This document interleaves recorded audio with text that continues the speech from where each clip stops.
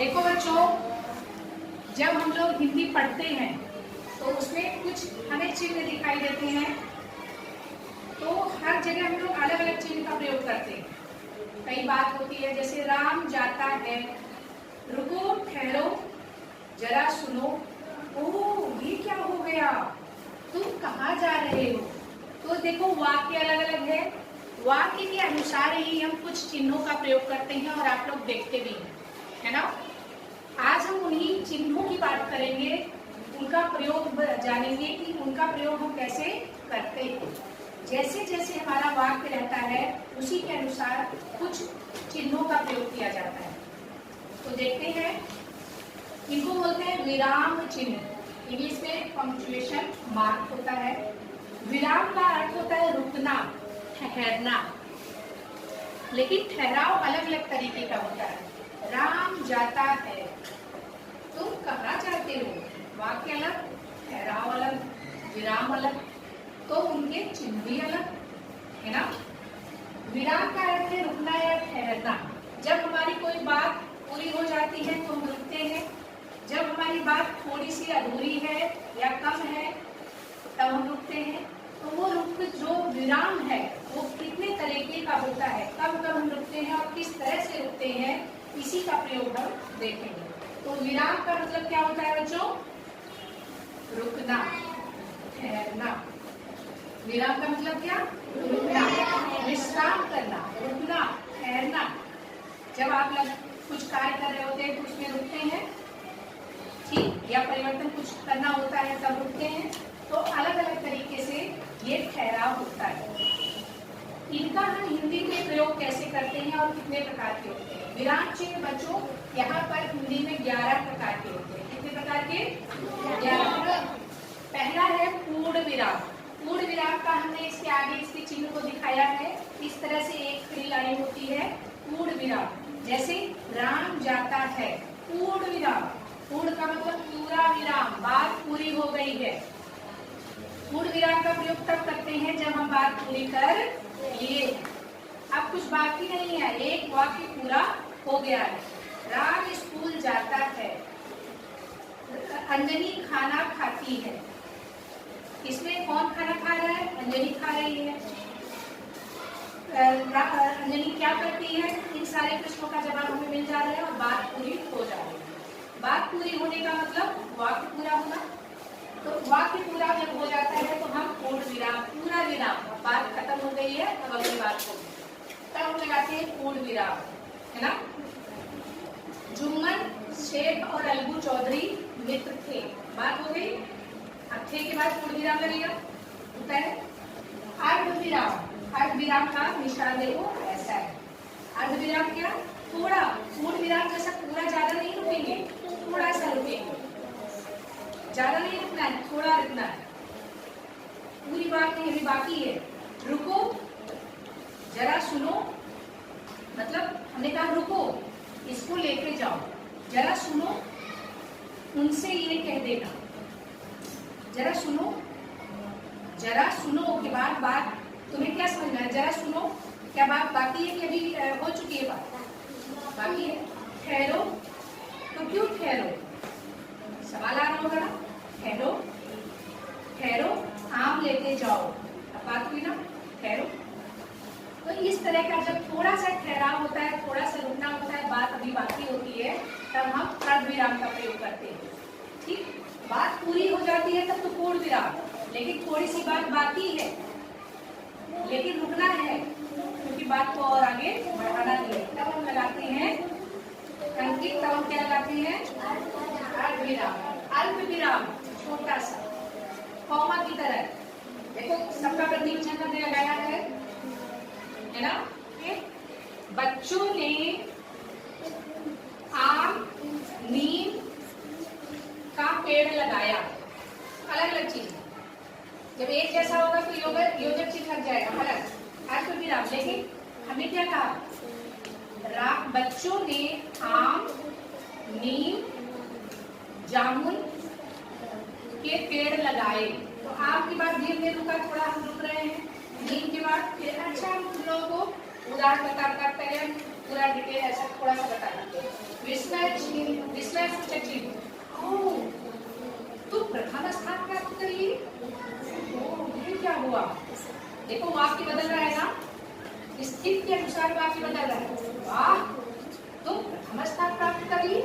वाह, वाह के बाद हम सर्वेश, वाह के बाद हम रुक रहेगा। वाह, वाह के बाद हम रुक रहे हैं। वाह, तुम प्रथम स्थान प्राप्त करिए। विस्मय आश्चर्य, क्या हुआ था उनके साथ? विस्मय, हमको आश्चर्य हो रहा है, तो इसमें लगता है विस्मय सूचक चिन्ह। हम रुकते हैं, वाह, ये क्या प्रथम स्थान? वाह, है ना? ऐसे ही होता है उद्धरण चिन्ह, जब कोई किसी का वाक्य को उद्धृत किया जाता है। जैसे सुभाष चंद्र बोस ने कहा, तुम मुझे खून दो, मैं तुम्हें आजादी दूंगा। महात्मा गांधी ने कहा, सदा सत्य बोलो, है ना? तो ये उद्धरण चिन्ह, ये उद्धरण चिन्ह के अंदर उस वाक्य को लिखा जाता है कि सुभाष चंद्र बोस ने कहा वही बात। योजक चिन्ह, दो शब्दों को जोड़ने के लिए एक जैसे शब्द, राम लक्ष्मण भाई है, राम लक्ष्मण भाई है, तो इसमें हम कॉमा लगाएंगे, अलविदा, एक जैसा। माता पिता, हमें अपने माता पिता की सेवा करना चाहिए, तो माता से पिता जुड़े हुए हैं, माता पिता के बीच में हम योजक चिन्ह, दो शब्दों को जोड़ने के लिए योजक। जीवन में सुख दुख आते रहते हैं, जीवन से संबंधित है सुख दुख, दो शब्द, ठीक, स्थिति है सुख दुख, दोनों को जोड़ने के लिए योजक चिन्ह। कभी ऊपर नीचे होता रहता है, ऊपर नीचे होता रहता है, ऊपर नीचे, योजक चिन्ह। कोष्ठक, कोष्ठक का मतलब ब्रैकेट, कोई भी बात आपको ब्रैकेट में लिखनी है, जैसे हमने यहाँ लिखा है, ब्रैकेट में करके लिख सकते थे किसी एक चीज को, जैसे विराम चिन्ह, हमने बताया विराम चिन्ह, तो इसको हम ब्रैकेट में लिख सकते हैं कि विराम चिन्ह का मतलब इंग्लिश में ये होता है, ठीक है? उसको दूसरे तरीके से हम कोष्ठक में करके लिख सकते हैं, उसी बात को कोष्ठक में करके हम लिख सकते हैं। निर्देशक चिन्ह, निर्देशक चिन्ह योजक चिन्ह से जैसा एक जैसा है, योजक चिन्ह और निर्देशक चिन्ह एक जैसी लाइन है, लेकिन दोनों एक छोटी होती है योजक, दो शब्दों के बीच में होती है, और निर्देशक चिन्ह बताया जाता है। मोहन ने कहा, फिर निर्देशन दिया गया, मोहन ने क्या कहा? नंदिनी घर जाओ। सोहन के पिता ने कहा, अब ये निर्देश किसने कहा? सोहन के पिता ने कहा। अध्यापिका ने कहा, पढ़ाई करो, तो अध्यापिका ने जब कहा तो ये निर्देशक चिन्ह का प्रयोग होगा। लाघव चिन्ह, लाघव चिन्ह का ऐसे डॉट होता है, जैसे देखो लिखा होगा, हर जगह लिखा जाता है, जैसे पंडित जवाहरलाल नेहरू, पंडित जवाहरलाल नेहरू, ठीक, तो हमें पूरा पंडित नहीं लिखना है और इसको शॉर्टकट में करना है।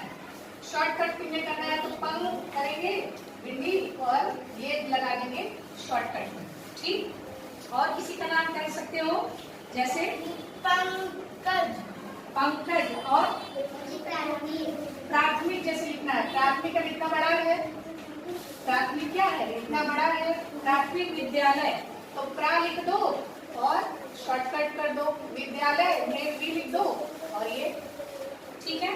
तो ये इसको छोटा बनाता है, इसीलिए इसको कहते हैं लाघव। लाघव मतलब होता है लघु, छोटा, छोटा बना देता है ये चिन्ह। किसी बड़ी चीज को छोटा करके दर्शाने में इसका प्रयोग होता है। हंस पद या पूरक चिन्ह, अगर हमसे कोई गलती हो जाती है, पूरा एक वाक्य लिखते हैं और कोई गलती हो गई और हमारा कुछ छूट गया, ठीक, तो हम ये चिन्ह का प्रयोग करते हैं और यहाँ ऊपर लिख देते हैं। जैसे हमने कुछ लिखा, राम घर जाता है, राम घर खाना खाने जाता है, तो हम भूल गए, जाता है, राम घर खाना जाता है, वाक्य अलग हो गया, अजीब हो गया, तो हम क्या करेंगे, ऐसे लगा देंगे निशान, और यहाँ खाना खाने, बात पूरी हो गई। तो इसका प्रयोग हुआ त्रुटि पूरक। हंस पर, देखो हंस की जैसे इसका है, इसीलिए इसका नाम है हंस पर, और त्रुटि पूरक, त्रुटि, त्रुटि मतलब गलती, गलती को सुधारने का कार्य कर रहा है, इसलिए इसको बोलते हैं त्रुटिपूरक चिन्ह। तो ये आपको समझ में आ गया बच्चों। अब हम लोग इसको पूरा अच्छे से एक एक करके समझेंगे। इतना था विराम चिन्ह। विराम का मतलब क्या होता है? रुकना या ठहरना। साइन आंसर बताएं, विराम का मतलब क्या होता है? ठहरना। जब वाक्य में जिस तरह से ठहरना होता है और जिस तरह का वाक्य होता है उसी तरह से हम रुकते हैं बात को कहते कहते, है ना। जब हम कोई भी कहानी पढ़ते हैं, कविता पढ़ते हैं तो उसमें देखो अलग अलग तरीके का चिन्ह होता है।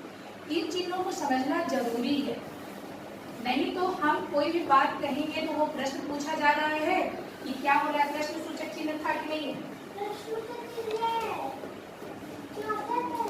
हाँ, प्रश्न पूछा जा रहा है, पूर्ण विराम, तो हमें पता चलेगा राम जाता है वह क्या खाता है, चलता चला जाता है, सुख दुख तो आते रहते हैं, पूरा एक जैसी बात हो जा रही ना।